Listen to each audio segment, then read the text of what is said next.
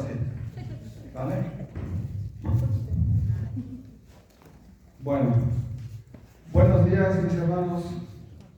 Buenos días. Que la gracia del Señor esté con cada uno de nosotros en este día. Que Él derrame su gracia sobre nosotros para que podamos escuchar y entender su palabra. Que derrame su gracia sobre mí para que yo pueda transmitir el mensaje. Y que derrame su gracia también sobre todos aquellos que escuchen este mensaje a través de YouTube. Todas las personas que lo escuchen, que sea de bendición a toda la iglesia de Jesucristo, donde quiera que ésta esté, que sea de bendición. Amén. Continuamos hablando acerca de la salvación de Dios, mis hermanos. Se recordarán que ya tenemos varias semanas hablando de la salvación. Primeramente, ¿qué es la salvación? ¿Qué se pierde la salvación? Una gran cantidad de temas que hemos estado tocando. Incluso vimos que fuimos liberados de la ira de Dios, y específicamente hablando, la ira de Dios es ese castigo eterno que muchos a los que se les ha compartido no lo quieren creer, pero está en la palabra escrita, y es el infierno. Nos pudimos dar cuenta del castigo tan grande del que Dios nos ha librado, porque nosotros fuimos obedientes a su llamado, fuimos obedientes a su evangelio, y hemos reconocido al unigénito Hijo de Dios como nuestro Señor y Salvador. Por ahí alguien alguna vez, yo recuerdo, sería como por el año 86, 87, una persona llamada Gustavo Gamboa Ortega nos compartió de la palabra a la familia de la que yo vengo. En ese año él nos compartió, y nosotros, la familia, fuimos obedientes a ese llamado y fuimos salvos. Y estoy seguro que tú también habrás de recordar en qué año se te compartió la palabra. Hubo un instrumento que Dios utilizó para transmitirte el mensaje de salvación al cual tú fuiste obediente. A lo que quiero llegar es el punto de que Dios utiliza hombres imperfectos para transmitir su mensaje. Así le ha placido al Señor llevar su mensaje de salvación. No utiliza ángeles. Si fuese así, nosotros no tendríamos nada que hacer, y ángeles del cielo aparecerían a cada persona y les compartirían el evangelio, pero no es así. El que te diga que un ángel se le apareció y me reveló y me dijo, eso no puede ser posible, porque Dios estableció en su palabra que fuese a través de nosotros, instrumentos de Dios, que fuésemos a compartir su palabra. Entonces, nosotros fuimos salvos, mis hermanos, recibimos esa salvación, nos libramos de este castigo eterno, porque alguien nos compartió de la palabra. Y continuamos entonces con el tema de la salvación. Todo es salvación. Romanos 10:13, mi hermano, si me quieres acompañar. Romanos 10:13, la carta de Pablo a los romanos, capítulo 10, versículo 13.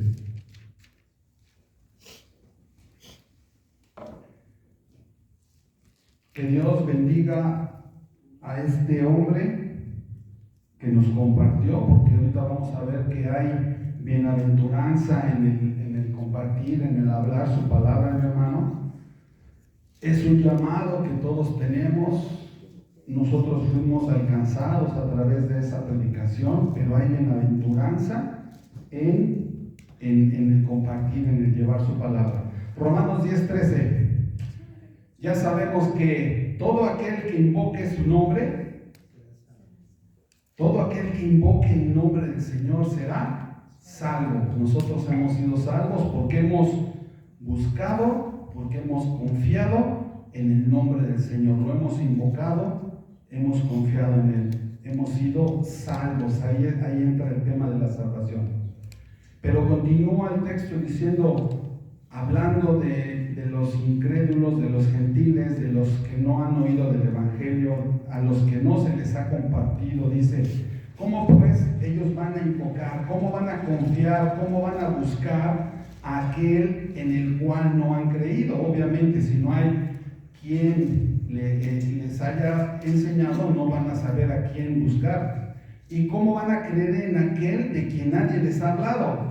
O sea, ¿cómo podemos esperar que una persona se acerque a Dios si nadie les ha hablado de la palabra, nadie les ha dado las buenas nuevas del Evangelio?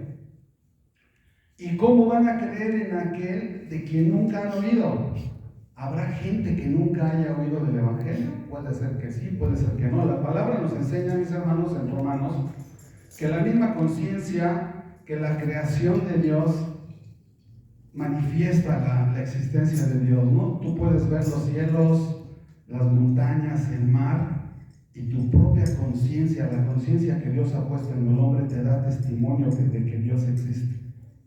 Si tú no quieres creer en Dios, es por tu libertad de no creer en Él, pero ahí está la prueba, independientemente de que alguien te hable o no te hable, la creación misma da testimonio de la existencia de Dios. Lo único que les falta es conocer el plan de salvación, el Evangelio de las buenas nuevas, ¿no? Entonces, ¿y cómo creerán en aquel de quien no han oído? ¿Y cómo irán sin haber quien les predique? ¿Y cómo predicarán? O sea, ¿cómo pueden contar el mensaje si no fueren enviados? Si no fueren, como está escrito, aquí viene la bienaventuranza para todos aquellos que comparten. Cuán hermosos son los pies de los que anuncian la paz, de los que anuncian buenas nuevas. Ahí está una bienaventuranza. En este texto tenemos varias cosas: el ser salvos, el creer, el compartir su palabra. ¿Salvos de qué? Ya lo estudiamos, de la ira de Dios. ¿Quiénes serán salvos? Todos aquellos que invocan el nombre del Señor. Pero la pregunta y la incógnita ahorita es: ¿cómo van a invocar? ¿Cómo van a creer? ¿Cómo van a oír de alguien que nunca se les ha hablado? Y la otra es la bendición que hay en ellos. Evangelio. ¿Qué quiere decir evangelio? Buenas o gratas nuevas. Ya todos sabemos. Buenas o gratas nuevas. Recuerda, mi hermano, que estamos estudiando todos estos temas porque son temas que alguna vez los estudiamos, pero los aprendimos mal, no los aplicamos correctamente y hemos incluso compartido muchas cosas que no son bíblicas. Ahorita vamos a ver algunas de ellas.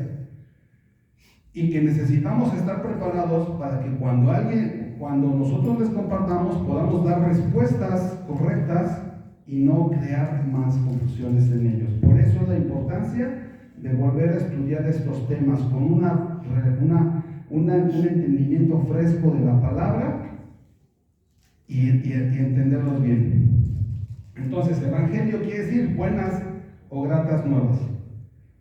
La definición que yo encontré en el diccionario es esta: todo lo digno de este título tiene que venir de Dios. O sea, una noticia buena o una grata noticia tiene que venir de Dios, pero no siempre tuvo el carácter de Salvador. No siempre tuvimos el Evangelio de nuestro Señor Jesucristo. Vámonos un poquito más atrás.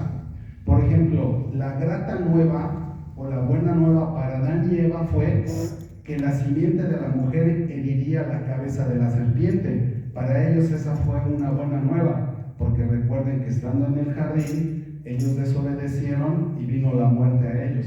La buena nueva para ellos fue que la simiente de la mujer heriría la cabeza de la serpiente. Ya estamos, ahí tenemos ya involucrado a nuestro Señor Jesucristo, ¿no? Y en Génesis 4:1, Eva dijo: al nacer Caín por voluntad de Jehová, he adquirido varón. Un versículo profético. Por ejemplo, otra buena nueva en el Antiguo Testamento es que a Noé, cuando fue la grata nueva para Noé, fue cuando se le anunció que Dios iba a destruir toda carne y que de él y su familia serían salvos, que él tendría que construir un arca y que Dios establecería un pacto con él. ¿Te das cuenta? Ahí hubo una buena noticia para Noé. Y dice en Génesis capítulo 6 y capítulo 7, te estoy dando solamente un resumen, que Noé creyó a Dios y Noé fue preservado con su familia. ¿Estás de acuerdo? La grata nueva para Abraham, por ejemplo, también, la grata nueva para Abraham fue cuando Dios le llama y le dice: deja tu tierra y tu parentela para que me sirvas, y vas a tener un hijo en tu vejez, y tu descendencia poseerá una tierra, y de tu simiente serán bendecidas todas las naciones de la tierra. Génesis 22:18. Esa fue una buena noticia para Abraham.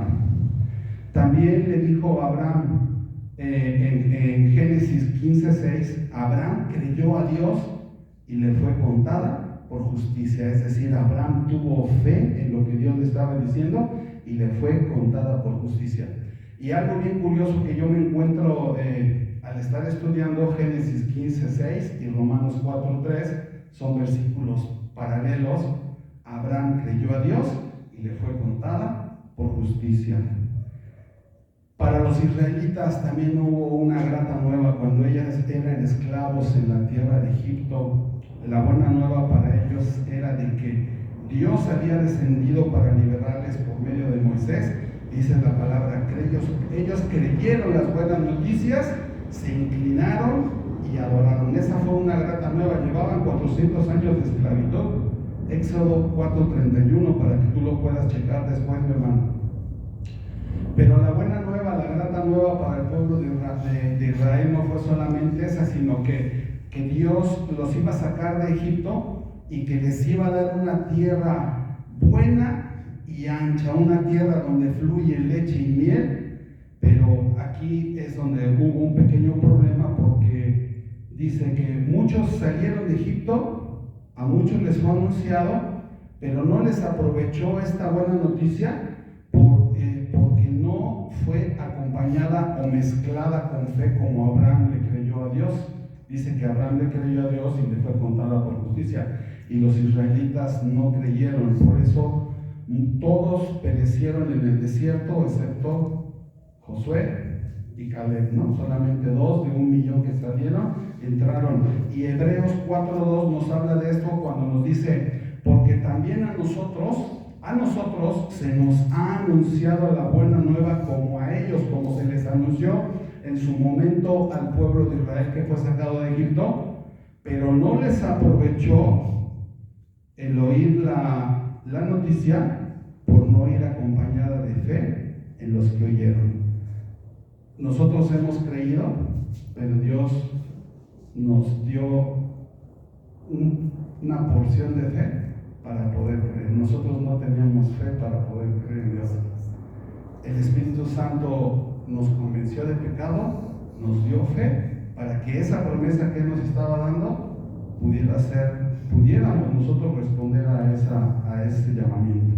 Entonces Él nos convence de pecado, nos da una porción de fe para poder creer en Él, ¿sí? Esas son las buenas nuevas que puedo ver yo en el Antiguo Testamento, mi hermano.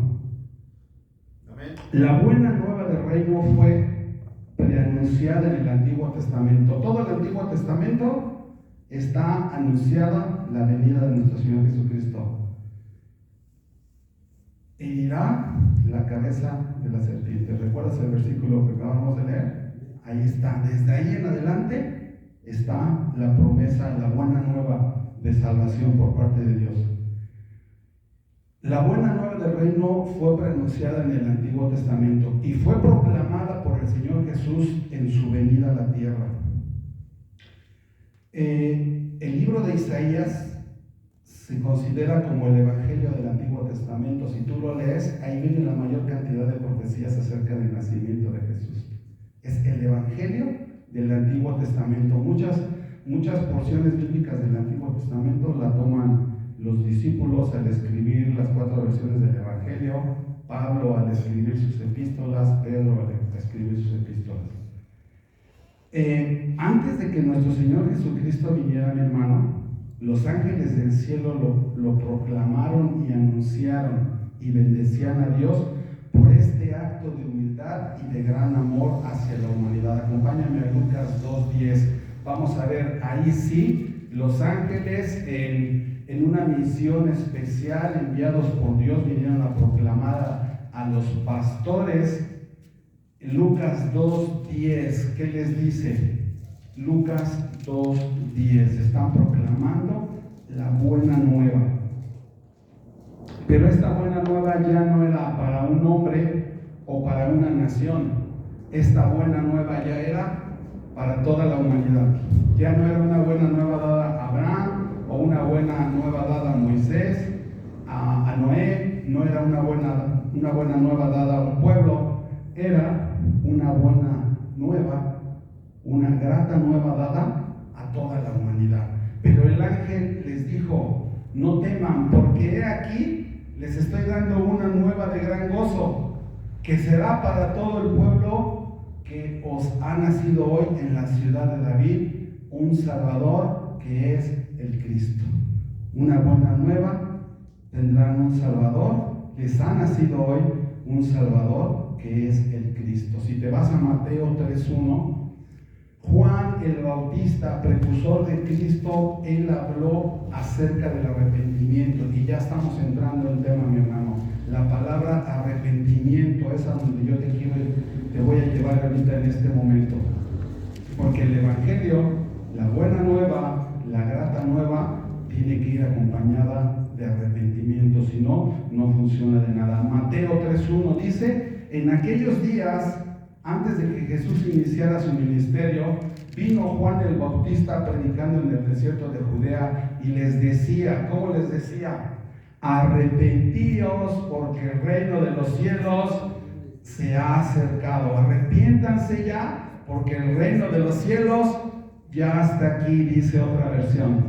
El reino de los cielos ya está aquí. ¿Qué necesitamos hacer porque el reino de los cielos se ha acercado? Arrepentirnos. Eso es lo que les estaba diciendo a Juan, a los fariseos, sobre todo, que estaban yendo a ver qué es lo que estaba haciendo. Versículo 7: al ver él que muchos de los fariseos y de los saduceos venían a su bautismo, porque recuerden que Juan estaba bautizando en el río, y les decía: ustedes son una generación de víboras, ¿quién les enseñó que pueden huir de la ira venidera solamente viniéndose a mojar? ¿Tú crees que un bautismo, una inmersión en agua te salva, mi hermano? No te salva eso si no va acompañado de fe, si no va acompañado de un arrepentimiento. Juan les dijo: arrepiéntanse. Ustedes solamente quieren pues darse un remojón, pero van a seguir siendo iguales. ¿Quién les enseñó a ustedes a huir de la ira venidera? ¿Qué es lo que realmente tienen que hacer? Frutos dignos de arrepentimiento. Lo que verdaderamente tienen que hacer es frutos dignos de arrepentimiento, que verdaderamente se vea en sus vidas, que se vea reflejado, que realmente ha habido un cambio. No solamente me mojo y ya soy otra persona, eso no funciona así. Debe de haber arrepentimiento y debemos demostrar frutos, el fruto del Espíritu Santo en nuestra vida, que nuestra vida está siendo conformada a la imagen del varón perfecto que es Cristo. Posterior a la predicación del ángel y posterior a que Juan va abriendo camino para que Jesús pueda entrar en su ministerio, el mismo Dios encarnado, el Hijo del Hombre, la segunda persona de la Trinidad, encarnándose, dejando su lugar de gloria para ser el mismo, Dios mismo, tomando la humanidad de nosotros para anunciar las buenas nuevas de salvación, hermano. ¿Te imaginas el Dios Altísimo, el Dios de la seidad, el Dios todopoderoso, el Dios soberano, el Dios eterno, viniendo a este mundo? ¿Para qué? Para predicar las buenas nuevas de salvación. Acompáñame a Mateo 4:23, mi hermano. Que si nos ponemos a pensar, mi hermano, nada más en este detalle, cómo Dios mismo, ¿cuál era la misión de Cristo en la tierra? ¿Cuál era la misión de Cristo en la tierra? Compartir la palabra. El mismo Dios se tomó esa molestia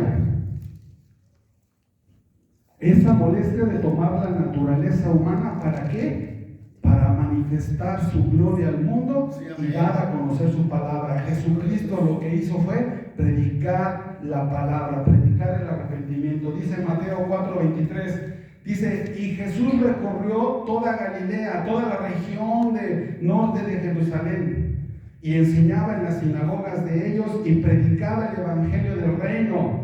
El reino de los cielos se ha acercado. ¿Y qué más hacía? Sanaba toda enfermedad y toda dolencia del pueblo. Lucas 4:43, estamos ahí muy cerquita, mi hermano. Lucas 4:43. Jesús le decía a sus discípulos, Lucas 4:43.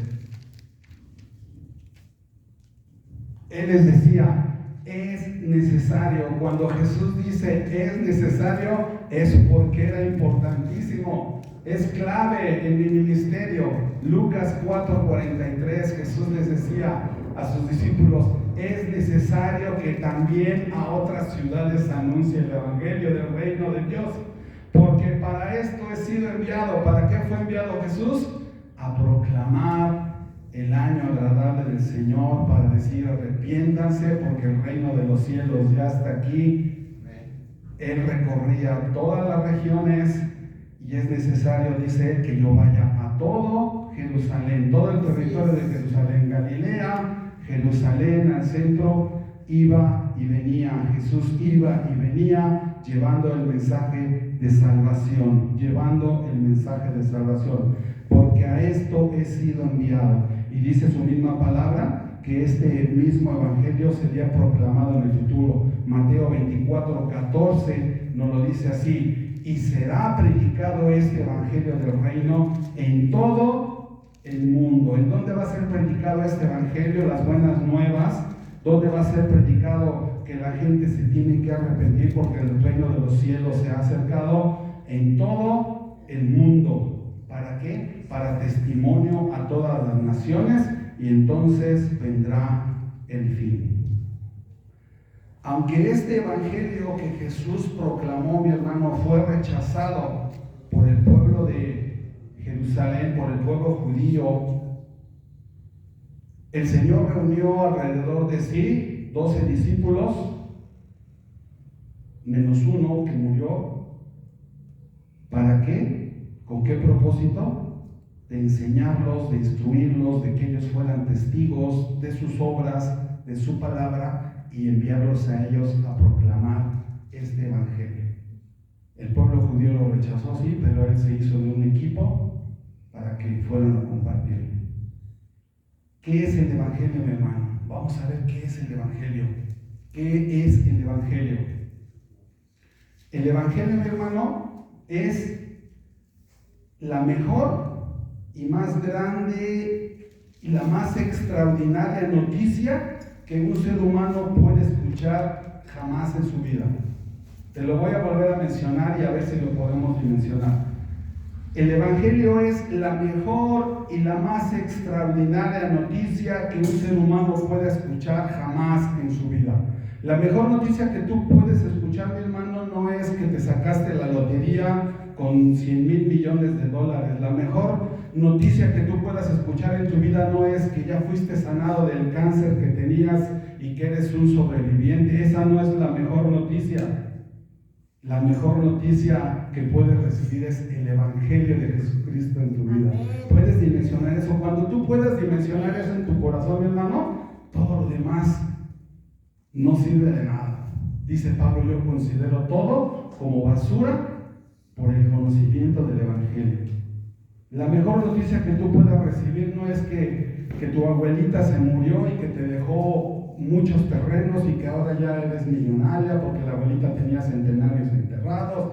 Esa no es la mejor noticia, mi hermano. La mejor noticia es que tú has escuchado y que tú has sido obediente al llamado y al evangelio de nuestro Señor Jesucristo. Amén. Esa es la mejor noticia que tú puedes escuchar. Jesús les decía, arrepiéntanse porque el reino de los cielos ya está aquí. Pero como ya lo hemos visto y ya lo hemos estudiado, mi hermano, esta excelente, sublime, perfecta noticia comienza con una noticia mala. Ya lo estudiamos, ya lo vimos. Una terrible noticia, que somos pecadores y que somos merecedores de la justa, perfecta e infinita ira de Dios. ¿Te acuerdas? El Dios de la ira ¿Te acuerdas del infierno? De lo que el Señor nos libró.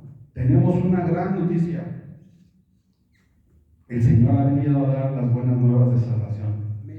Pero la buena noticia siempre va acompañada con la mala. Cuando nosotros estudiamos los atributos de Dios, estudiamos los atributos que a todo el mundo le gustan y a todo el mundo conocen. El Dios es amor, el Dios de gracia, pero a nadie le gustaba oír que Dios era un Dios de ira.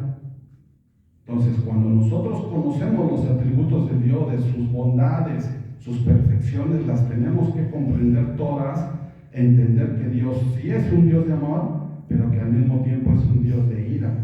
Y que hay un evangelio que son buenas nuevas, pero que tenemos que entender que nosotros somos merecedores de la ira de Dios justa y perfecta. Y que cuando Dios juzga, Él es Dios justo y perfecto. Es un paquete, mi hermano, no lo podemos separar. Pablo en su epístola a los Romanos no lo separa. Tú no puedes compartir las buenas nuevas sin decirle al hombre que el hombre es un pecador y que vive bajo la ira de Dios. ¿Cómo comenzó Pablo su epístola después de que los saludó? Les dijo, porque la ira de Dios se revela desde el cielo contra todos los que son pecadores y perversos que detienen la verdad con su perversión. Romanos 1:18. Pablo inmediatamente les soltó lo bueno y lo malo. Ahí está, va junto. Porque la ira de Dios se revela desde el cielo contra todos los que son pecadores y perversos que detienen la verdad con su perversión. Una buena noticia acompañada de una mala. Ya dijimos, así es Dios, son los atributos de Dios. No podríamos tener a un Dios que es solamente amor sin ser un Dios juez justo y de ira. No puede existir un Dios así. No sería un Dios, sería una marioneta que el hombre puede manipular. Entonces, la ira de Dios, mi hermano, es el punto de partida de Pablo para poder predicar el Evangelio. Y él nos lo explica en Romanos 6:23, nos explica claramente en Romanos 6:23, que dice, porque la paga del pecado es la muerte. La paga del pecado, la paga de la vida que nosotros llevamos sin Cristo es la muerte. Pero les muestra del otro lado de la moneda, mas la dádiva de Dios es vida eterna en Cristo Jesús. Les dice, si tú no tienes a Cristo, estás muerto. Pero Dios ha dado un regalo por gracia, que es la vida eterna en Cristo Jesús. La muerte es el miserable salario que nosotros vamos a recibir, mi hermano, por llevar una vida de pecado. La muerte, pero no me estoy refiriendo solamente a la muerte física, me estoy refiriendo a la muerte que ya estudiamos, que es una segunda muerte, en donde vamos a estar en un lugar de castigo, los que no hayan creído, los que no hayan aceptado, los que no sean obedientes, un lugar de castigo en donde estará separado de la gracia y de la bondad de Dios. Lo único que habrá en ese lugar, porque Dios es omnipresente, será su ira. La muerte es el miserable salario que tú vas a recibir por tu pecado.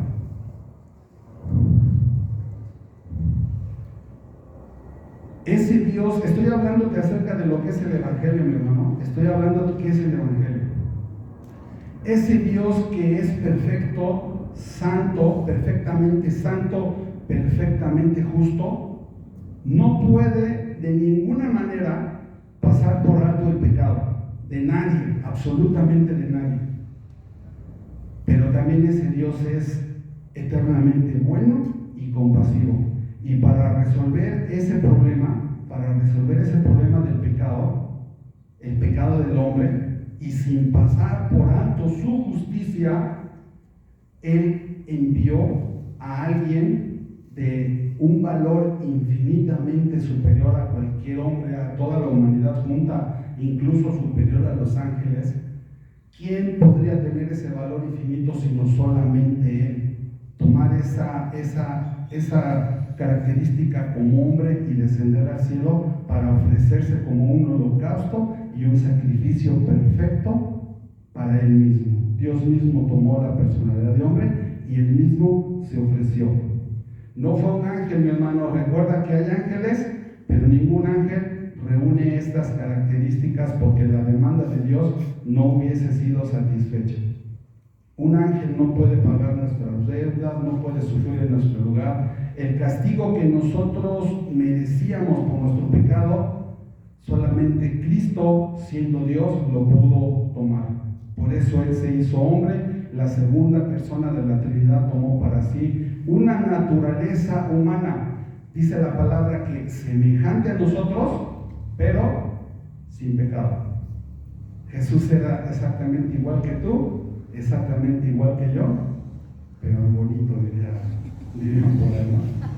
Sin pecado, desde el nacimiento hasta la muerte. Si Jesucristo hubiese tenido una mancha, no hubiese sido acepto delante de Dios. Él era perfecto, porque Él era 100% hombre, 100% Dios, sin pecado. Una naturaleza semejante, pero sin pecado. Él cumplió la ley de principio a fin. Si hay alguien que pudo haber cumplido la ley, fue Jesús, desde el principio hasta el final, desde la cuna hasta la cruz. Y Él murió por los inocentes, para que nosotros que somos pecadores culpables, ahora pudiésemos ser absueltos ante el tribunal de Cristo. Porque Él tomó nuestro lugar, nosotros somos absueltos, estamos libres, no tenemos una demanda ya en contra nuestra. Pero ¿qué crees? Que Dios acepta ese sacrificio de su Hijo amado, pero 3 días después, cuando van a buscar a la tumba por la mañana a las mujeres y encuentran que la tumba está vacía, es el momento en que Dios está testificando que su justicia quedó plenamente satisfecha. Es decir, la resurrección de Jesucristo es el sello de aprobación de Dios, de que ninguna de nuestras transgresiones, que ninguno de nuestros pecados quedaron impunes. No quedaron impunes, fueron pagados por Él. Nada fue gratis para nosotros, alguien pagó por nosotros. Y no es que Dios haya hecho un trato o una amnistía mundial o universal. No fue un trato de un momento, fue un trato eterno, para siempre, que alcanza generaciones atrás y muchas generaciones adelante. Él hizo un sacrificio perfecto y completo para que nosotros pudiésemos estar en su presencia. Ahora nosotros podemos anunciar, mis hermanos, que hay salvación en Cristo, para que la gente se arrepienta. Por eso nosotros debemos anunciar que hay salvación en Cristo, para que la gente se arrepienta. Primera de Pedro 3:18 dice que el justo murió por los injustos. Segunda de Corintios 5:21 nos dice que el que no conoció pecado, por nosotros se hizo pecado. Jesús, ya dijimos que Jesús era perfecto. El que no conoció pecado, por nosotros se hizo pecado. ¿Para qué? Para que nosotros fuésemos hecho justicia de Dios en Él. Segunda de Corintios 5:21. ¿Te das cuenta de lo que Jesús ha hecho por nosotros, mis hermanos? Lo que Jesús hizo por nosotros. Esas son las buenas nuevas que nosotros tenemos que compartir a otras personas. Son las buenas nuevas, las gratas nuevas, el mensaje que Dios quiere transmitir a ellos. Hay un pensamiento que dice así: la persona de Jesús es el mensaje profético más alto y sublime, suficiente y transformador que Dios pueda dar a una persona. Basta con que tú le hables de Jesús a una persona, porque tú le estás hablando de parte de Dios a una persona. Jesús es suficiente, es el mensaje más poderoso, suficiente, que debe de transformar, que puede transformar y que debe de transformar a cualquier persona. No necesitas más, no necesitas echarle de tu cosecha, no necesitas inventar, no necesitas ayudarle a Dios en nada. El mensaje de Jesús, el nombre de Jesús, el nombre que es sobre todo nombre, que se nombra en el cielo y en la tierra y debajo de la tierra, y ante el cual se doblan toda rodilla, es suficiente para que la gente sea transformada si está dentro de su propósito salvador. Amén. Si está en el propósito salvador de Dios, Jesús es suficiente para ellos. Amén, amén. ¿Te das cuenta de lo que el Señor ha hecho por nosotros, mi hermano? A lo mejor no lo habíamos entendido. Cada vez que estamos preparando la enseñanza, vas reconociendo y lo hemos dicho, tú sientes cómo el Señor te está hablando, te está dando una revelación, te va revelando algo nuevo, te va enseñando algo nuevo y tú lo sientes en tu corazón. Si tú no sientes nada, mi hermano, hasta que al estar escuchando esto es que estás muerto. Un muerto tú le hablas y no responde. Tú sientes algo cuando escuchas esta palabra de lo que Dios ha hecho por ti, de lo que Dios te ha librado. Tú sientes algo, me dan ganas de saltar, hermano. O sea, gracias, Señor. Gracias porque ahora puedo entender un poco mejor lo que tú has hecho por mí. Ahora te puedo dar gracias, Señor, por lo que tú has hecho en mi vida, no siendo yo merecedor. Dice que Él tomó el lugar de los pecadores, no siendo pecadores. Yo era merecedor de la ira de Dios, yo era el que merecía estar en el infierno. Pero Él tomó su lugar, tomó mi lugar y se ofreció por mí. ¿No te dan ganas de darle gracias al Señor? Amén. Gracias, Señor. Gracias, Señor. Gracias, porque ahora podemos entender un poco mejor. ¿Qué es evangelizar, mi hermano? Evangelizar es declarar, anunciar, compartir las buenas nuevas con otros, con la intención de ¿qué? De que ellos se arrepientan.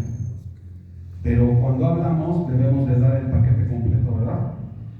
El Dios amoroso, pero el Dios de la ira, el Dios que no iba a decir ya otra vez algo que no es bíblico. Ahorita voy para allá porque hemos aprendido mal.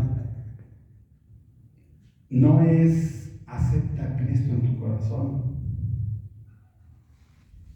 No es abre la puerta de tu corazón al Señor. Si no estás dentro del propósito salvador de Dios, tú no le puedes aceptar. Tú no puedes abrir la puerta de tu corazón. Es Dios el que tiene que hacer la obra en ti. Lucas 24:47 dice: y que se predicase en su nombre, otra vez la palabra a la que te quiero llevar, el arrepentimiento y perdón de pecados. Lucas 24:47. Lucas 24:47. Que se predique en su nombre. ¿En el nombre de quién? En el nombre de Jesús, el arrepentimiento y perdón de pecados en todas las naciones, comenzando desde Jerusalén. ¿Qué vamos a decir cuando estemos hablando? Anunciar lo que ya Cristo Jesús hizo por nosotros para salvarnos, sin pasar por alto la justicia de Dios. Recuerda, Dios nos salvó, pero no pasó por alto su justicia. Cristo fue el que pagó. Tú debes mucho dinero, tienes tu casa hipotecada, debes el carro, debes todo, no tienes trabajo, no puedes conseguir un trabajo, no hay nada para ti. ¿Qué va a pasar? Te van a quitar la casa, te van a quitar el carro. Pero alguien llega y dice: no te preocupes, yo doy el dinero para que conserves tu casa, conserves tu carro, y ahí tienes dinero para poder seguir viviendo. Alguien paga por ti. A lo mejor no es el mejor ejemplo, porque infinitamente ese favor que Dios te está haciendo es infinitamente superior, pero a lo mejor para que lo puedas entender, alguien pagó por ti, y a precio de sangre, no con oro, ni plata, ni piedras preciosas. Pagó con su sangre bendita y santa. Primera de Pedro 3:18. Porque también Cristo padeció una sola vez por los pecados, el justo por los injustos. Yo era una persona injusta, y el que era justo tomó y padeció lo que yo debía haber padecido. ¿Para qué? Para llevarnos a Dios, para hacernos su familia, para que Él me pueda llamar hijo, yo le pueda llamar padre, para que Cristo me llame hermano, para que Cristo me llame amigo. Alguien pagó por nosotros. Acompáñame a Hechos 2:38, mi hermano. Acompáñame a Hechos 2:38. Algunos de ustedes pensarán que yo estoy obsesionado con la ira de Dios.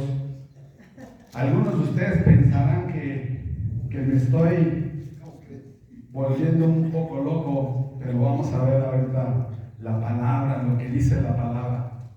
La palabra de Dios dice en Hechos 2:38, Pedro les dijo, arrepiéntanse y bautícense cada uno de vosotros en el nombre de Jesucristo para perdón de pecados. ¿Qué fue lo que primero les dijo Pedro?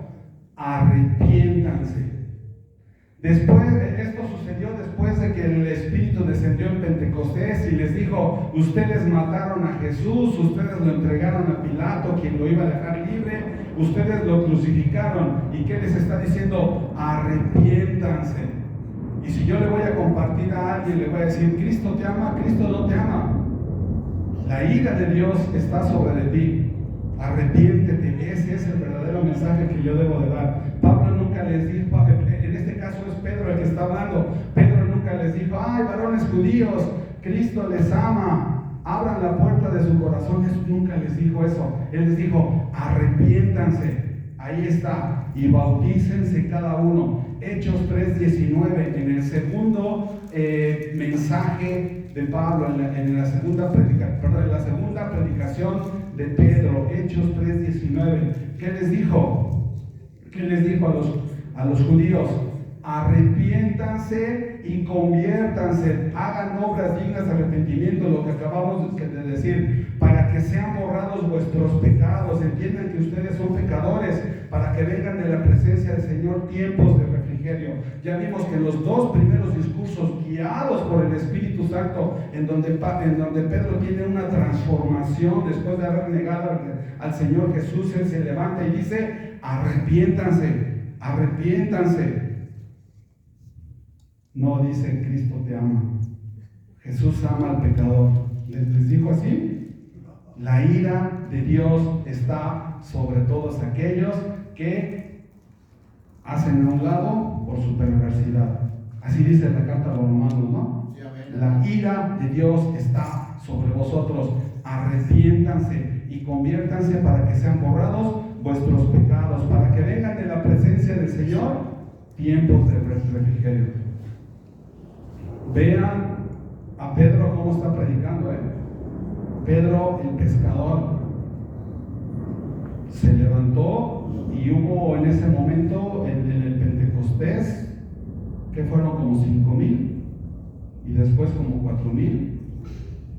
El Espíritu Santo estaba sobre de él y lo guió para hablar las palabras que él dejó ahí plasmadas en Hechos. ¿Estás de acuerdo, mi hermano? Ahí está escrito, ¿no? Por eso te pedí que me acompañaras al texto, para que no creas que yo estoy obsesionado con la ira de Dios. Nos ha permitido conocer ese tema porque no lo conocíamos, mi hermano. No lo manejábamos en la iglesia y estábamos incompletos porque entendíamos la palabra a medias o mal, porque nunca nos la enseñaron. Ahora comprendemos un poco mejor. El evangelismo, mi hermano, el compartir la palabra, que es nuestro trabajo, la hemos suplido por campañas de jornadas de sanación, jornadas de liberación, conciertos. La iglesia ahora quiere convertir a la gente a través de un milagro, a través de un concierto. Quieren que conozcan a Jesús, un concierto rockero.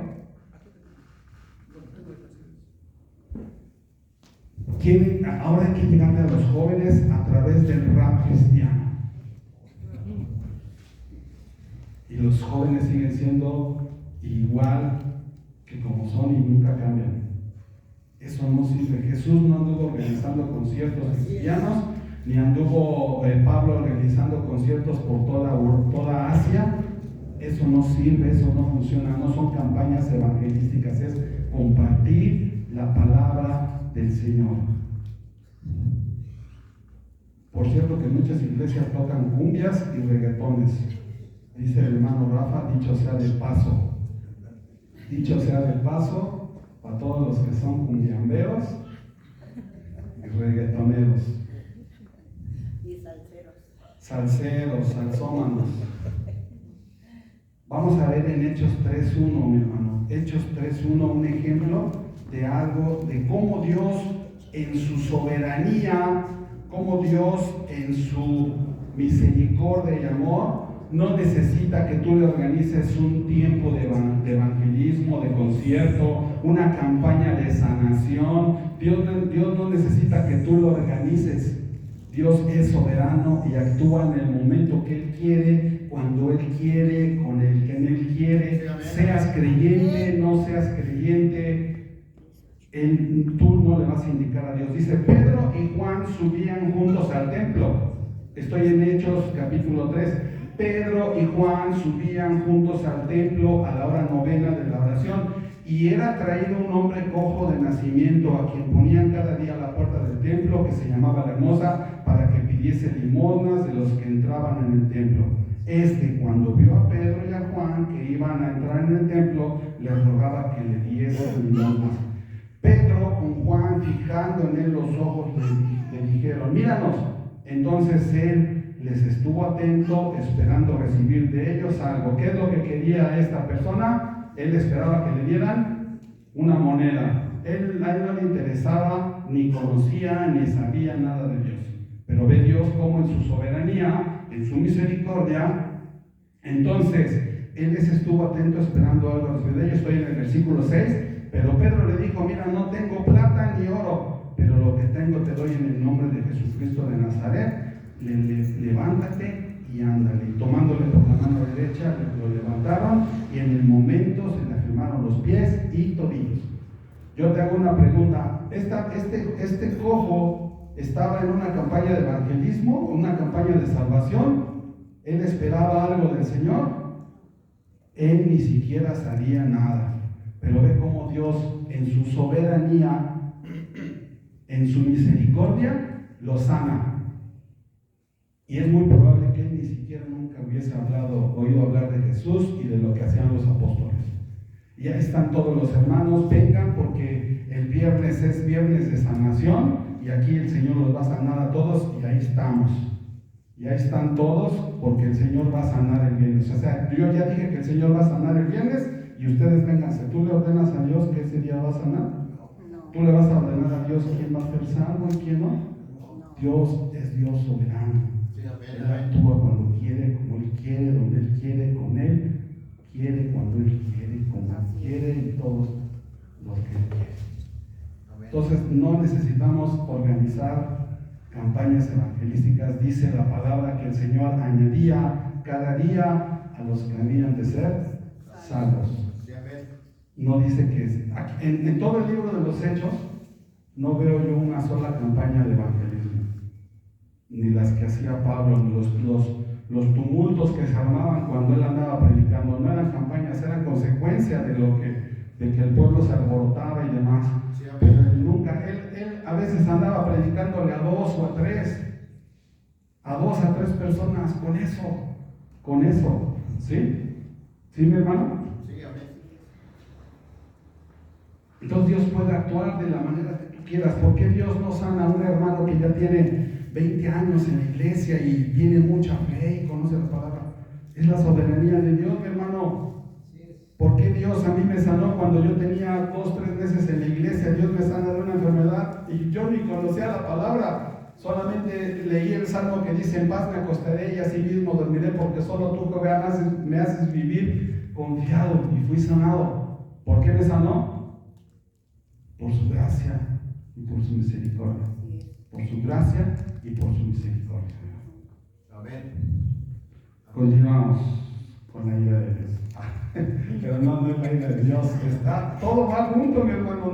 No lo podemos despegar. ¿Estás de acuerdo? No lo podemos despegar. No lo podemos despegar. ¿Habrá alguna manera? Quita la ira de Dios de la ecuación.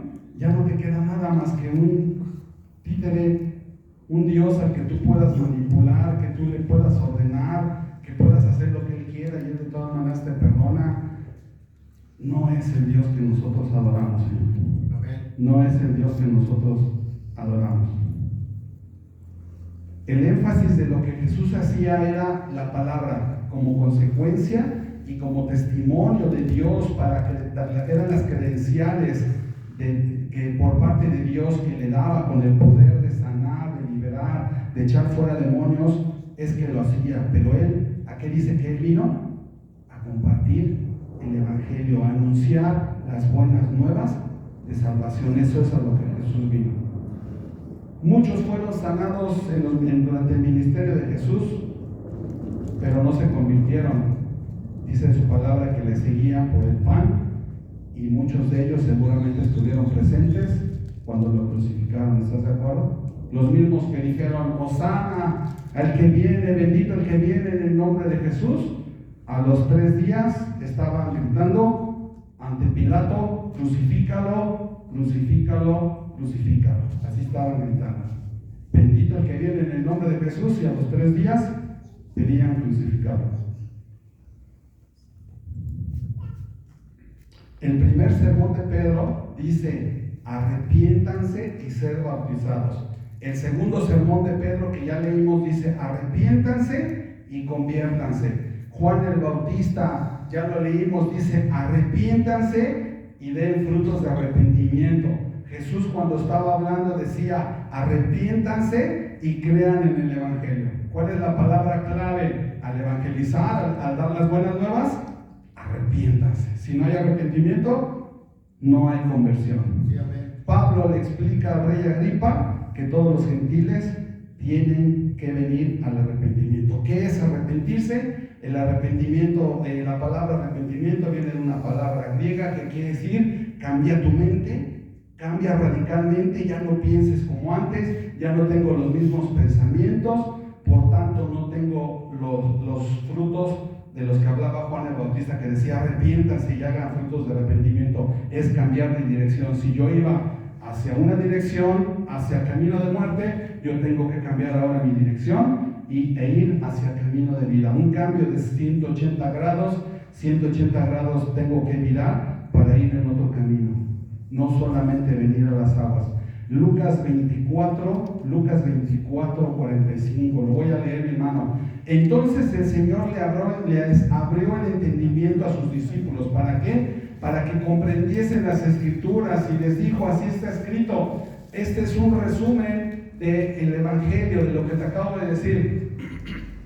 Les dijo a sus discípulos: así está escrito, y así fue necesario que Cristo padeciese y resucitase de los muertos al 3er día, y que se predicase en su nombre el arrepentimiento y el perdón de pecados en todas las naciones, comenzando desde Jerusalén. ¿Lo puedes subrayar, mi hermano? Este texto te va a servir para cuando tú le estés compartiendo. Les abrió el entendimiento a sus discípulos, les dio gracia para poderlo entender, y les dijo: así está escrito. ¿En dónde estaba escrito? En todo el Antiguo Testamento. ¿Qué era necesario? Esto estaba en el libro de Isaías, el Evangelio del Antiguo Testamento. Era necesario que el Cristo padeciese y resucitase de los muertos al 3er día, y que se predicase en su nombre el arrepentimiento, otra vez la palabra, y el perdón de pecados en todas las naciones, comenzando desde Jerusalén.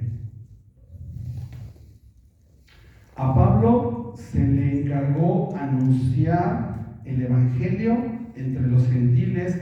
Timoteo fue exhortado a hacer la obra de evangelista, pero no es decir Dios te ama.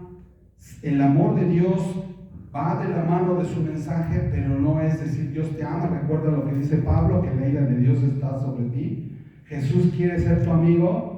No puedes ser amigo de Dios si Él no te ha llamado. No nos olvidemos de la seidad, el Dios autosuficiente, completo en sí mismo. Ya lo estudiamos, ya vimos que Dios no necesitaba nada.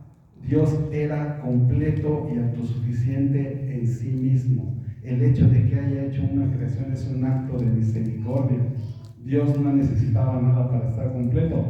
En pocas palabras, Dios es Dios contigo y sin mí. Él sigue siendo Dios. Esto es un acto de misericordia. ¿Qué no es evangelismo, mi hermano? ¿Qué no es evangelismo? Yo les dije que íbamos a aprender algunas cosas que hemos aprendido mal. Vamos a recordar algunas cosas que los hemos aprendido mal. La primera, el Señor los manda a sus discípulos a hablar. Somos instrumentos. Dios nos ha enviado a nosotros a predicar la palabra, a hablar la palabra. Es que nosotros vayamos y hablemos la palabra. Algunas personas dicen, yo no comparto, pero lo vivo. Yo no hablo el evangelio, pero lo vivo. Esta es una frase que se la han atribuido equivocadamente, me parece que a San Francisco de Asís, porque ni siquiera están seguros que él haya dicho. Le están echando la culpa a él, pero él no la dijo. Mi estilo de vida debe de ser la respuesta, y después, si es necesario, puedo predicar. ¿Te imaginas tú a Jesús viniendo a la tierra, viviendo en la ciudad de Nazaret, en su carpintería, y ahí haciendo chambitas, arreglando muebles, y nada más a los que llegaban de repente les compartía? ¿Qué fue necesario que él hiciera? Que él recorriera toda Galilea, y él dice, es necesario que vaya a todos lados y comparta la palabra. ¿Qué hizo Jesús? Fue y vino hablando la palabra. No es nada más tu testimonio. De hecho, tu testimonio no sirve para evangelizar. Tienes que compartir la palabra, hablar la palabra. Eso es predicar, dar las buenas nuevas. Es una frase en la que a veces nos acomodamos y decimos, yo no hablo, pero pues si me porto bien. A veces ni siquiera nos portamos bien, mis hermanos, y esperamos a que la gente se convierta por lo que nosotros hacemos, pues nos vamos a quedar esperando. ¿Estás de acuerdo? ¿O hay alguien que vive aquí una vida perfecta como para decir que su vida es un testimonio perfecto de Cristo? No lo creo. No lo creo. No, el único perfecto es Dios. Jesús dijo, es necesario que este evangelio se predique. Es necesario. Y Jesús por eso preparó a sus discípulos, porque él sabía que tenía que partir y que este evangelio se tenía que compartir. El evangelio es palabra. Su hijo le llama la palabra, el verbo, ¿no? Juan 1:1, el verbo de Dios. Necesitamos compartir el mensaje de Jesucristo. ¿Qué otra cosa no es el evangelismo? Buenas acciones, algunas clínicas, hospitales, dar comida. Hay que hablar del evangelio, mi hermano. Organizar eventos tampoco es predicar la palabra. Hay que predicar la palabra, hablar la palabra. Ponerme a defender con un testigo de Jehová la palabra, hacer apologética de la palabra, defensa de la palabra, tampoco es predicar. Dice, nos enseña la palabra que Nicodemo fue a Jesús de noche, y Nicodemo, a pesar de que Jesús le habló, le dijo que era necesario que volvieran a nacer.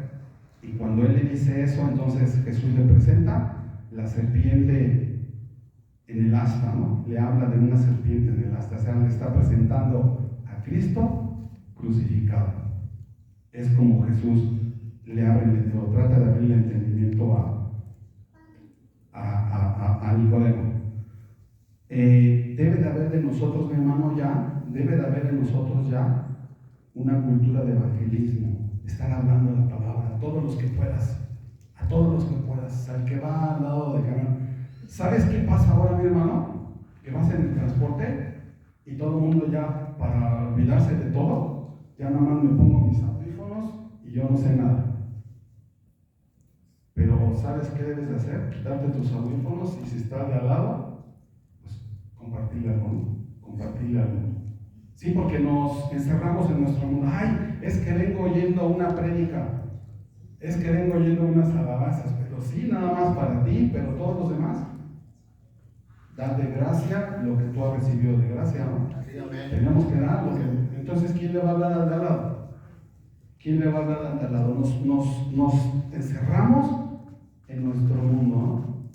Y todos los que van en el metro en ese momento, yo te aseguro que el 99% de ellos no conocen a Cristo y necesitan que tú les hables.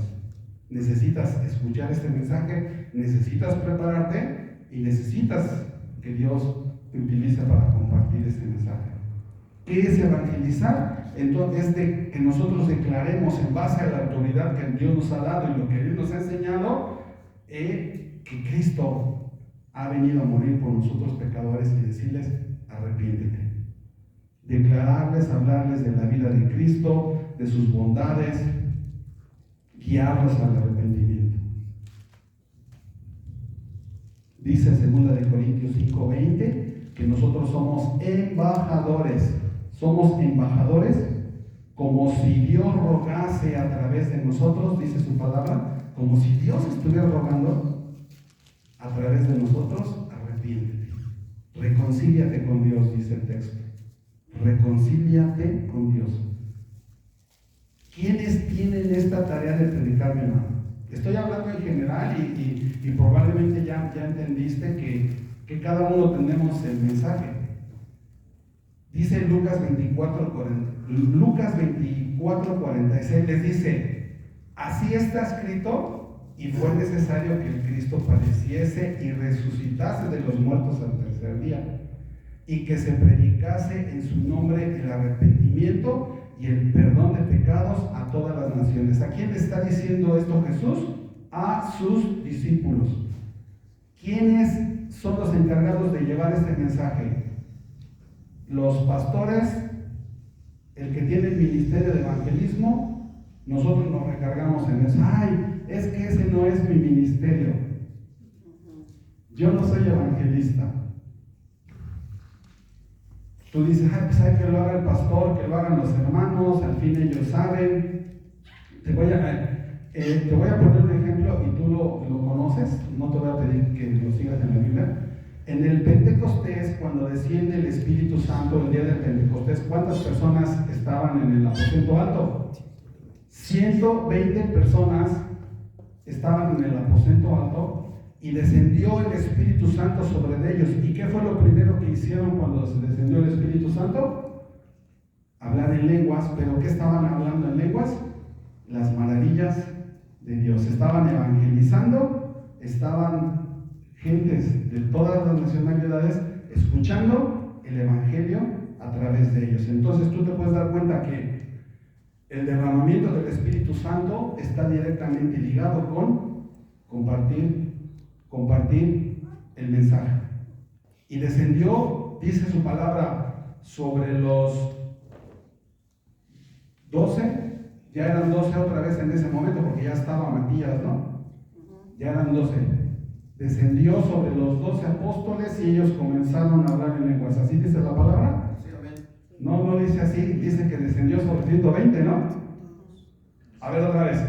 ¿Descendió solamente sobre 12 o descendió sobre 120? Sobre 120. Y los 120 comenzaron a hablar. Había mujeres, no sé si niños, creo que no, pero había mujeres que comenzaron a hablar. El Espíritu Santo desciende sobre hombres y mujeres, apóstoles, discípulos, seguidores, sobre María, sus hermanos que seguramente estaban ahí y comenzaron a predicar el Evangelio. ¿Estás de acuerdo? Amén. ¿Sí? En esto del cumplimiento del Espíritu Santo sabemos que era la promesa que venía desde el profeta Joel: derramaré mi espíritu sobre toda carne y hablarán. Dice Hechos 8:1. Hechos 8:1 dice que hubo una gran persecución. Acompáñame ahí en tu Biblia. Hechos 8:1. Hechos 8:1. Vamos a ver quiénes compartían de la palabra. Hechos 8:1. Dice, espera un minutito, es importante que lo entendamos. Hechos 8:1 dice que hubo una gran persecución en contra de la iglesia y todos salieron para Judea y Samaria, excepto ¿quiénes? Los apóstoles. Ellos se quedaron en Judea. ¿Quiénes salieron? Todos los que no eran apóstoles. Pero si nosotros seguimos la historia, dice que cristianos comunes y corrientes, ya después en el capítulo 8, en el capítulo 11 dice que los que habían sido esparcidos, dice que los que habían sido esparcidos, obviamente no eran los apóstoles, porque los apóstoles habían quedado en Jerusalén.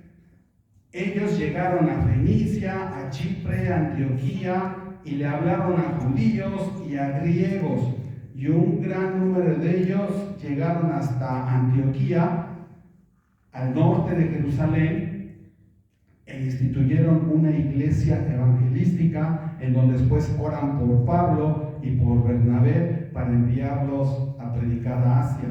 Y no había ahí ningún apóstol. ¿Quiénes fueron los que compartieron la palabra? Todos los que salieron huyendo, hombres, mujeres, jóvenes, que no tenían un cargo de evangelismo, no tenían un cargo de apóstoles, y que fueron los que dispersaron la palabra. ¿Estás de acuerdo? Que hombres comunes, llenos del Espíritu Santo, son los que Dios necesita para compartir. No son los pastores, no son los músicos, no son los diáconos, son, bueno, para ser prácticos, somos todos. Necesitas un don, un llamamiento oficial, que te digan, tú eres evangelista, que te unjan con aceite y te impongan manos para que tú vayas a compartir la palabra. No lo necesitas, tú ya lo tienes, ya tienes el Espíritu Santo. Y en la iglesia de Antioquía oraron por Pablo y Bernabé, y ellos siguieron su trabajo evangelístico. Ahí ya no se menciona ningún apóstol. Ya lo vimos que incluso había gente hasta de piel negra, porque dice que había ahí gente de África. ¿Te imaginas un judío de piel morena ahí en Judea? ¿Quién sabe qué le hubieran hecho? ¿No? Los judíos tan celosos de su religión, de su raza, todo eso. Pero ya había una mezcla, ya el evangelio ya se había difundido, ya había crecido, ya se había expandido. ¿Sí? No había ni un solo apóstol. Ahora, mi hermano, déjame decirte una cosa. La salvación está en manos de Dios. ¿De quién depende que una persona sea salva o no? Solamente de Él. De nosotros. La salvación depende solamente de Él. Sí, amén. Absolutamente.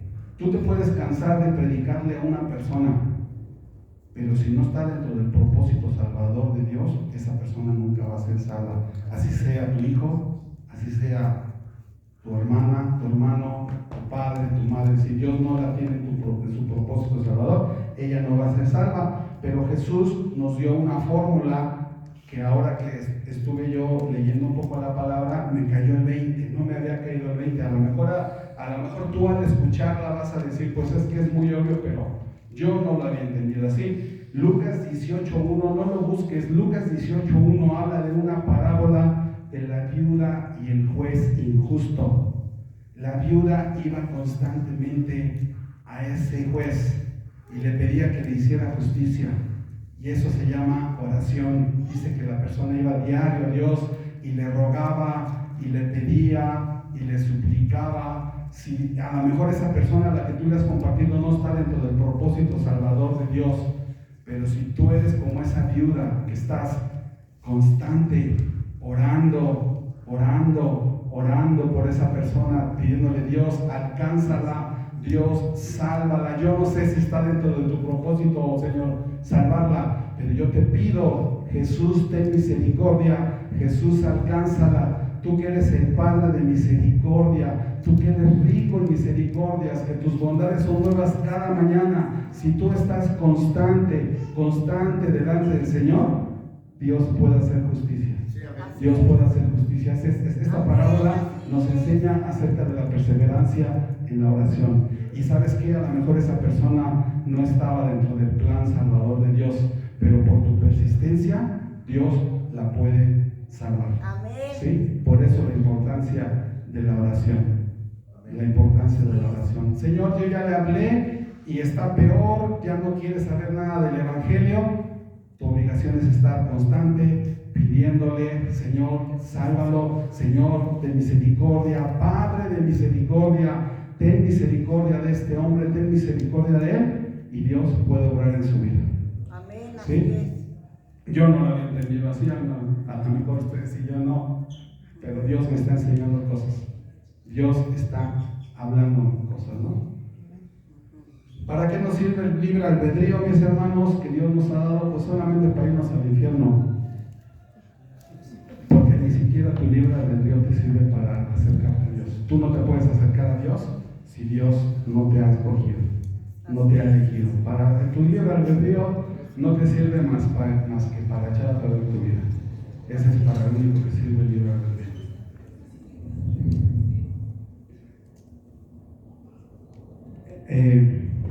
Algo importante, mi hermano. Hemos aprendido muchas cosas mal, pero tenemos que rectificar. Hebreos 4:12, acompáñame, Hebreos 4:12. Hebreos 4:12. Estoy buscando el cable, no sé el cable. Ten misericordia de mí. Hebreos 4:12. ¿Qué le tengo yo que hablar a una persona cuando la voy a evangelizar? Los textos que acabamos de leer, mi hermano. No tengo nada que inventar, no tengo nada que echarle de mi cosecha, no tengo que buscar frases bonitas, no tengo nada que decirle que no sea la palabra de Dios, porque dice Hebreos 4:12 que su palabra, esa palabra que tú tienes en la mano, es la palabra de Dios, y esa palabra que tú tienes es viva y eficaz, y es como una espada que es más cortante que cualquier cosa, que tiene dos filos por los dos lados, y esa palabra, esa espada que es la palabra, si tú la hablas como está escrita, va a penetrar hasta partir el alma y el espíritu de esa persona. Tú no le vas a partir el alma y el espíritu a esa persona diciéndole que Dios te ama, Cristo te ama, Dios es amor. La palabra de Dios penetra hasta partir el alma y el espíritu, las coyunturas y los tuétanos, y esta palabra discierne los pensamientos y las intenciones del corazón de cualquier persona. No te andes inventando frases que no existen, porque Dios prometió utilizar su palabra para producir los resultados que Él quiere en el corazón de los hombres. Isaías 55:11 nos declara esta palabra. Si me acompañas, Isaías 55:11. Isaías 55:12. Debemos entender, mi hermano, a Dios no le vamos a ayudar. No le querramos ayudar a Dios, no le querramos componer, no le querramos ajustar, acomodar para que no se vaya a sentir, para que no se haga el ofendido. La palabra de Dios penetra hasta lo más profundo, discierne los pensamientos. Si el Señor tiene un propósito salvador en esa persona, va a partir su alma, su espíritu, lo va a quebrar en ese momento y va a recibir su palabra, porque Él prometió que esta palabra, dice Isaías 55:11, esta palabra que tú tienes en las manos, esta palabra que sale de mi boca, cuando tú la estás leyendo, Dios la está hablando. Cuando tú la estás compartiendo, es Dios el que está hablando a través de ti. Esta palabra que yo estoy hablando, ¿qué dice? No volverá vacía. La palabra que Dios ha enviado jamás va a volver vacía, sino que hará lo que yo quiero. Si el propósito de Dios es que esa persona se convierta, se va a convertir y será prosperada esta palabra en aquello para que le envíe. ¿Ves cómo Dios está actuando? Dios hablando a través de su palabra, tú hablando la palabra de Dios, Dios haciendo su obra en él, y esa palabra que tú hables, aunque tú creas que no te hace caso, aunque tú creas que no te oyó, esa palabra va a quedar ahí plantada. Es una semilla que tú estás poniendo y que va a dar el fruto. Esa palabra no va a volver vacía si está en el propósito salvador. La palabra que yo envié cumplirá su propósito. Amén. Sin que yo le agregue. Mi palabra, la que yo hablo, no la que tú hables, la que tú inventes, es la palabra de Dios. No debemos usar frases trilladas. Debemos de ser claros al hablar el Evangelio. Voy a Marcos 1:14, lo voy a leer rápidamente. El reino de Dios se ha acercado, ha llegado el reino de Dios. Arrepiéntanse y crean en el Evangelio. Una frase muy adecuada para compartir. El reino de Dios está aquí, el reino de Dios se ha llegado. Arrepiéntanse. Y les voy a mencionar, mi hermano, solamente para terminar. Ya les mencioné que Dios nos ha elegido a nosotros, hombres imperfectos, para compartir su palabra. Ese es el propósito de Dios. Fíjate hasta dónde Dios nos ama, que nos ha elegido a nosotros, hombres imperfectos, porque siempre nos vamos a encontrar imperfecciones entre nosotros mismos, al ser severos, al juzgarnos. Somos hombres imperfectos. ¿Por qué Dios nos escogió? No sé. Ya lo hemos hablado, ya lo hemos comentado. ¿Por qué estamos aquí? No lo sé. Pero Dios algo vio en nosotros y está haciendo una obra.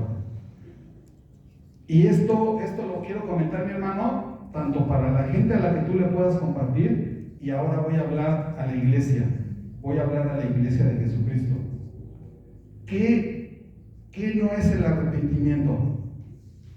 Tú puedes a lo mejor hablarle a alguien de la palabra y esa persona se va a poner triste, va a llorar, va a derramar lágrimas y al rato vuelve a hacer lo mismo. ¿Sí? Eso no quiere decir que se haya arrepentido. Yo no sé si eso haya pasado en tu vida. Aquí el Señor nos va a hablar a cada uno de nosotros, nos va a hablar. A lo mejor tú lloraste, tú te compujiste de corazón, como dice la palabra en el primer mensaje de Pedro, pero sigues haciendo lo mismo, sigues siendo la misma persona. Eso no es arrepentimiento. A lo mejor lloraste, eso no es arrepentimiento. Pudiste haber cambiado de conducta, pero puede ser que no haya arrepentimiento, porque tú puedes cambiar de conducta hasta por conveniencia, ¿no? En el trabajo, ¿qué hago? Si ya me la sentenciaron en el trabajo, pues me porto bien para que no me corran, ¿no? ¿Sí o no? ¿Y eso quiere decir que ya estoy arrepentido? Puede haber, eso no es arrepentimiento. Dice Juan, arrepiéntanse y hagan frutos dignos de arrepentimiento, ¿no? Juan hablaba inspirado por el Espíritu Santo. Arrepentimiento y autojustificación no van de la mano.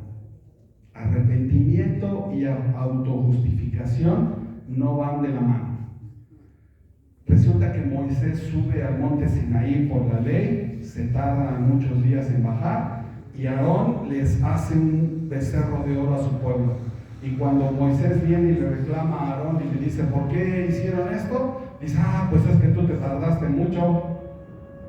Dice, y esta gente, tú ya sabes que son duros de cerviz, son propensos al pecado, y me dijeron, haznos un ídolo. Yo aventé el oro al fuego y solito salió el becerro. Aarón se estaba autojustificando delante de Moisés.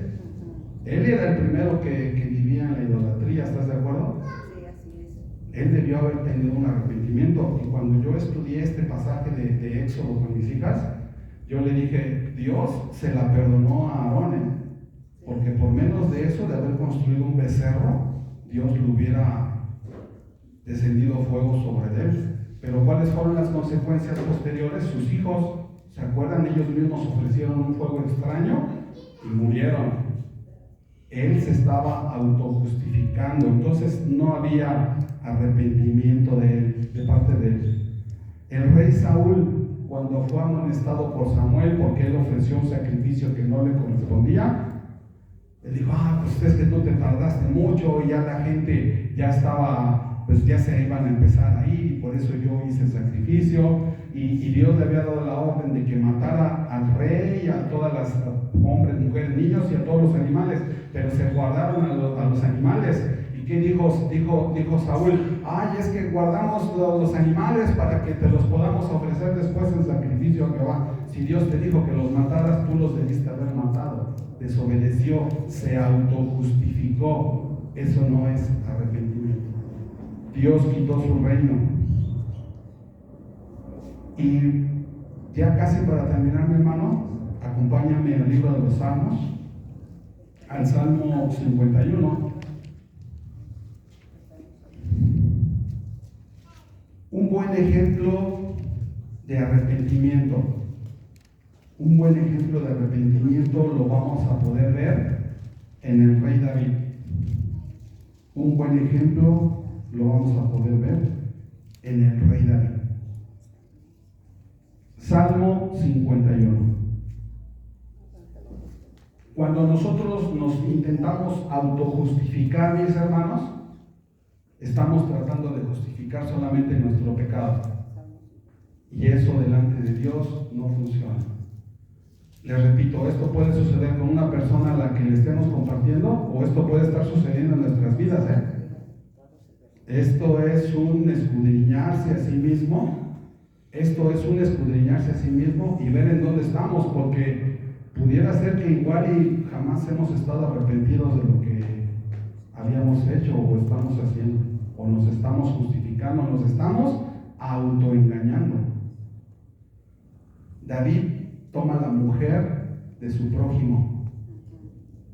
Él anda como si nada hubiera pasado. Viene el profeta, lo confronta. David se arrepiente. Si recuerdas esa historia, ¿no? Tomó a Betsabé, la mujer de su general. Él es confrontado con Dios y él dice lo siguiente: se arrepiente y dice: ten piedad de mí, oh Dios, conforme a tu misericordia. Perdóname, Señor, ten piedad conforme a tu misericordia. Conforme a la multitud de tus piedades, borra mis rebeliones. Lávame más y más de mi maldad y límpiame de mi pecado. Porque yo reconozco mis rebeliones, no las estoy autojustificando. Y mi pecado está siempre delante de mí. Contra ti, Señor, contra ti solo he pecado y he hecho lo malo delante de tus ojos, para que seas reconocido justo en tu palabra y tenido por puro en tu justicia. He aquí en maldad he sido formado y en pecado me concibió mi madre. He aquí tú amas la verdad en lo íntimo, que tú seas en lo íntimo, mi hermano, que tú seas verdadero contigo mismo y con Dios. Y en lo secreto me has hecho comprender sabiduría. Purifícame con hisopo y seré limpio. Lávame y seré más blanco que la nieve. Hazme oír gozo y alegría, y se recrearán los huesos que has abatido. Esconde tu rostro de mis pecados y borra todas mis maldades. Señor, David le dice al Señor: tú eres justo cuando juzgas. Tienes razón, Señor. Yo soy pecador, yo he fallado. No tengo pretexto, no tengo excusa delante de ti, Señor. Eres un Dios justo, pero apelo a tu misericordia y a tu gracia. No me puedo arrepentir de una cosa un día, otra cosa de otra.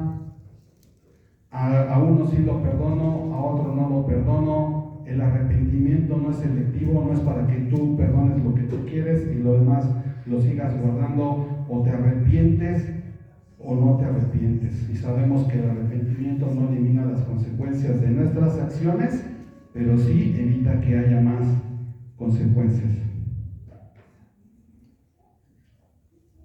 ¿Qué es lo que va a suceder, mis hermanos, si nosotros no evangelizamos y evangelizamos conforme a la palabra de Dios y los llevamos a un verdadero arrepentimiento? Mateo 23:15, Jesús está hablando y les dice: ay de vosotros, escribas y fariseos hipócritas, porque recorren mar y tierra para hacer un prosélito, y una vez hecho, lo hacen 2 veces más hijos del infierno que vosotros. Ellos recorrían muchos lugares para hacer prosélitos, pero les enseñaban mal, y en lugar de traerlos a Dios, los hacían hijos del infierno.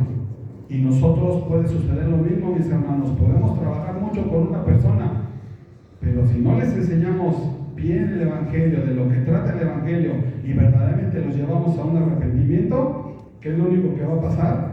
Que los estamos condenando a perdición. Nos está sucediendo exactamente lo mismo que Jesús les dijo a los escribas y a los fariseos. Por eso debemos entender la palabra completa en su contexto, sin quitarle, sin ponerle.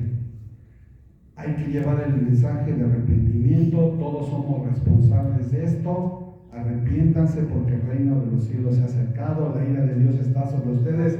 Pero la buena noticia es que Jesús ya ha pagado por nosotros. No diluyamos ese mensaje, mis hermanos. No dividamos el mensaje, démoslo completo para que podamos discipular verdaderamente a la gente correctamente y puedan empezar a vivir una vida plena en Cristo Jesús. Autoexamínate, mi hermano, qué es lo que estamos haciendo, qué es lo que no estamos haciendo, qué es lo que nos falta. Yo te pido que ahí inclines y escuches tu corazón en este momento. Cierra tus ojos, terminamos con una oración. Un hombre puede escuchar mucha doctrina, aprenderla, hasta hacer exámenes, pero si no hay un verdadero arrepentimiento, de nada sirve. Recuerda que solamente es el Espíritu Santo el que puede producir en nosotros un arrepentimiento. Pídele al Señor en este momento, que Él te dé la gracia para poder hacerlo, mi hermano. Pídele al Señor la gracia para que tú en este momento puedas entregar delante de Él todo lo que te había venido estorbando, que no habías entregado, para que te permita caminar plenamente. Y ya una vez siendo libre en este momento, tú ya puedas compartir a otros y dar de gracia lo que el Señor nos ha dado de gracia. Señor, tú que escudriñas, Señor, nuestros pensamientos, el espíritu y nuestro corazón, Señor, ver lo que hay en el corazón de cada uno de mis hermanos, Señor, que esta palabra, que es como una espada de 2 filos, penetre hasta lo más profundo en este momento, Señor, y discierna lo que hay en el corazón de cada uno de ellos, Señor. En el nombre de Jesús yo te pido, Señor, que podamos ser libres, Señor, y que podamos poder cumplir este llamamiento que tú nos has hecho a cada uno de nosotros, Señor. Que podamos llevar a cabo este llamamiento de ir y compartir tu palabra, Señor, como es, sin quitarle, sin ponerle, conforme tú lo has enseñado, Señor, y que podamos compartirlo a muchas gentes a las cuales tú tienes llamados a salvación, Señor. Sé tú, Señor, a través de nosotros, sé tú a través de nosotros como instrumentos en tus manos que utilices, Señor. En el nombre de Jesús, recibe toda la honra y la gloria. La salvación es tuya, Señor. La salvación es del que está sentado en el trono y el Cordero. Solamente es tuya, Señor. Tú eres Dios soberano. Tú eres Dios, Padre de misericordia, Señor. Gracias, Padre, por lo que haces en nuestras vidas. En el nombre de Jesús. Amén.